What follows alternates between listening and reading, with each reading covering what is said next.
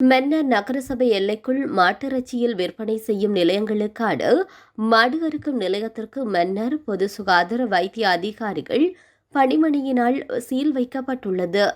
மன்னார் பொது சுகாதார வைத்திய பணிமனை அதிகாரிகளுக்கு கிடைக்கப்பட்ட முறைப்பாட்டை தொடர்ந்து மேற்கொள்ளப்பட்ட ஆய்வு நடவடிக்கையின் போது மன்னார் பள்ளிமுனை பகுதியில் அமைந்துள்ள மாடு அறுக்கும் நிலையமானது பல வருடங்களாக சுகாதார நடைமுறைகளுக்கும் அரசு அறிவுறுத்தல்களுக்கும் அமைய இயங்கி வராத நிலையில் மன்னார் சுகாதார வைத்திய அதிகாரி மற்றும் மன்னார் பொது சுகாதார பரிசோதகர்கள் இணைந்து குறித்த நடவடிக்கையை மேற்கொண்டனர்.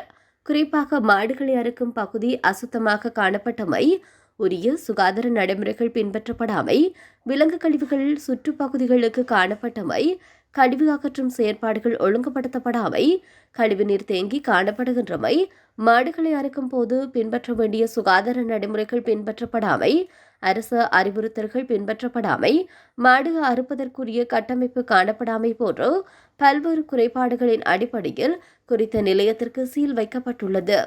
குறித்த செயற்பாட்டின் காரணமாக மன்னார் நகரசபைக்கு பல லட்சம் வருமான இழப்பு ஏற்பட்டுள்ள போதிலும் மக்களின் சுகாதார வசதிகளை கருத்தில் கொண்டு நகரசபையும் குறித்த சுகாதார குறைபாடுகளை நிவர்த்தி செய்வதற்கான ஏற்பாடுகளை மேற்கொண்டுள்ளமை குறிப்பிடத்தக்கது.